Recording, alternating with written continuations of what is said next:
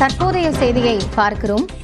இந்தியர்கள் 3 குழந்தைகளை பெற்றுக்கொள்ள வேண்டும் என்று RSS தலைவர் மோகன் பகவத் தெரிவித்திருக்கிறார். ஈகோவை சரி செய்வது எப்படி என்பதை 3 குழந்தைகளும் கற்றுக்கொள்வார்கள் என்றும் இந்தியர்கள் 3 குழந்தைகளை பெற்றுக்கொள்ள வேண்டும் என்றும் RSS தலைவர் மோகன் பகவத் தெரிவித்திருக்கிறார். 3 குழந்தைகள் இருக்கும்போது அவர்களிடம் ஈகோ இருக்காது என்ற கருத்தை தெரிவித்திருக்கிறார். RSS மாநாட்டில் இந்த கருத்து பேசப்பட்டதா என்பது குறித்து பார்க்க வேண்டியிருக்கிறது. பாஜக விவகாரத்தில் RSS முடிவெடுப்பதில்லை என்றும் மோகன் பகவத் தெரிவித்திருக்கிறார்.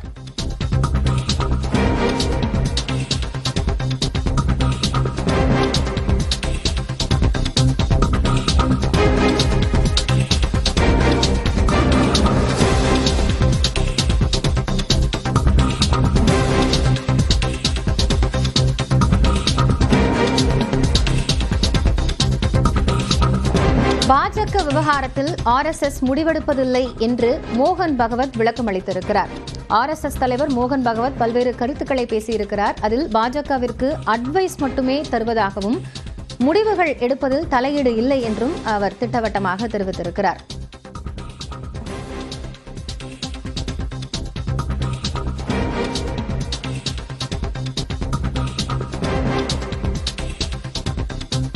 பாஜக தலைவர்கள் தேர்வு விவகாரத்தில் RSS தலையீடு இருப்பதாக எழுந்த குற்றச்சாட்டிற்கு தற்போது RSS தலைவர் மோகன் பகவத் விளக்கம் அளித்திருக்கிறார். கூடுதல் தகவல்களை செய்தியாளர் முகிலனிடம் கேட்கலாம். முகிலன், எங்க இந்த விஷயத்தை மோகன் பகவத் பேசியிருக்கிறார்?